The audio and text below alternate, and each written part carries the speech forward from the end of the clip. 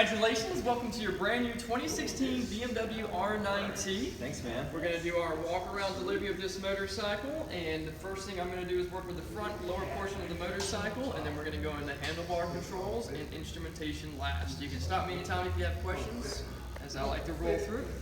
So the first thing that we have is our 17-inch wheel combination that is going to be featuring your Metzler Roadtech Z8 tires. We're going to have a spoked wheel system that is a tube system with a twin disc braking system with floating rotors and Brembo radially mounted calipers. These are all led with steel braided brake lines leading up to your master cylinder.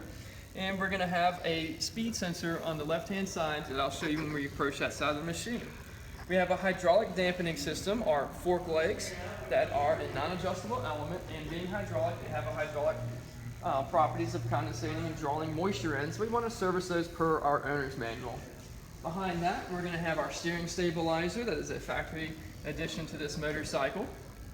Continuing back further on the machine, we have our oil cooler, as this is the air oil-cooled 1200 power plant. It is a fuel-injected machine, as you can see your throttle bodies right here, and there are some trick covers and such you can put to aesthetically add more pop to the motorcycle and elements of protection. On the machine, we're going to have our oxygen sensors out of our header pipes right here that you can see. That's what that is for more accurate metering of the air-fuel mixture.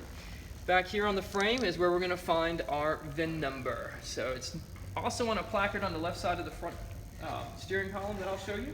But we're going to have our VIN number easily accessible right here. The machine does feature a 6-speed transmission and a rear set assembly for our brake pedals, and that is going to give us a collapsible foot peg with a feeler gauge, a brake pedal with a master cylinder located behind our heel guard, and we get into an overflow for fluid levels and fluid clarity. There are steel braided lines going up to our ABS module and then redistributed back to the rear caliper, which we have located here.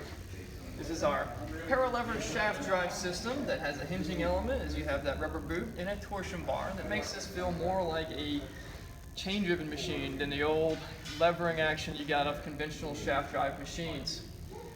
Really cool part about the RnineT, it's a transformable machine. It can be converted from a 2-passenger system right here with your pillion pegs. We can add an aluminum speed hump to the back of it that has an additional little storage pocket on it and adds a little extra pop to blend with our brushed aluminum here. And we have the ability to remove the pillion pegs and just have the seat mount. If we do that though, I'm going to show you on the left side, on the exhaust side, we need to get a different exhaust hanger bracket. We can even take it and eliminate everything from the passenger seat back, as well as these, to give us our third riding option. We're going to have our correlating Metzler on the back with a 17-inch wire wheel there. Our LED brake lamp system, clear turn signals with amber bulbs to keep us 50 state compliant. On the left side of the bike, we have our Akrapovic muffler system. It's your twin exhaust that is going to have a quiet core insert that we can remove by removing the bolts in the back, pulling the core, and replacing the mounting plate. We've managed a Virginia State inspection on this placard right here, so we don't have anything actually physically attached to this motorcycle for you. And going forward, we have our correlating peg with peg filler, heel guard, and our gear shift mechanism. 6-speed transmission, so 1 down, neutral, 5 up. On the side stand, we have a side stand safety switch. Side stand safety switch is going to prevent you from taking off in first or second gear with the side stand down. That's a bad day for you. You can actually see the battery location right here underneath the back of the tank. You do need to remove the seat and elevate the tank to access that battery right there. Moving forward, we have our accessory socket option on this particular RnineT. And then our left jug is concealing some of our service aspect.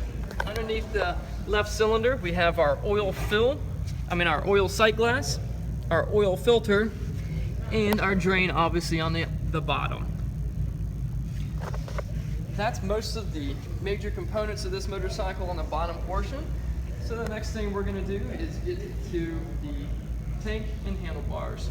The same key that goes in our ignition is going to also give us access to our fuel, obviously. We have our pull cable right here for our twist throttle.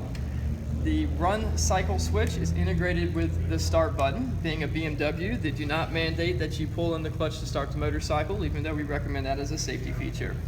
So your cycle switch for on and start. Moving over to the left handlebar, we have our conventional location for horn, hazard lights, our information, which I'll get into when we turn on our screen. And if you bring your left hand over here, there is one major difference. For the high beam, we take our forefinger and give us a forward thrust for constant high beam, pulling back for low beam, and intermittent flashes right there. Badass BMW coming through, watch out guys. So if you want to turn your bike key on for the very first time with a cycle to the right or clockwise, we're going to hear our fuel pump kick on and our instrumentation dial up. Simple instrumentation for a dial gauge on our speedometer and tachometer, and our digital instrumentation in the middle. I'll start at the top. As we can see, our neutral light, our turn signals on either side. We are going to have another hazard light, as well as our high beam on the other side of the neutral switch. We have a timepiece, we have an odometer, and below that is our average speed, average fuel economy, instantaneous fuel economy, and back to our average speed. At the very bottom in the recess cutout there is our gear indicator. You'll see a 1, neutral, 2, 3, 4, 5, 6. The odometer, there are 2 other buttons on the gauges that we can utilize to go through that, which we have our trip 1, trip 2, back to odometer, and then our setting of our timepiece.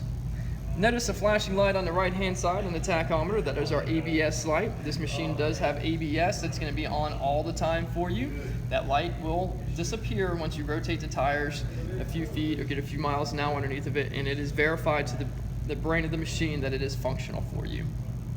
So that is your BMW R19 in a nutshell, besides me going into some passenger seat removal, which requires some tools. So I'm not going to do that on the video, but I want to see if you had any questions about the BMW R19 at this point. No, beautiful bike. You're just ready to rock and roll and ride. You're the man. All right, man. Well, we're going to get you suited up and on your way on your brand new BMW. So congratulations and thanks for shopping with us at Frontline Eurosports. Perfect. Thanks, Nate.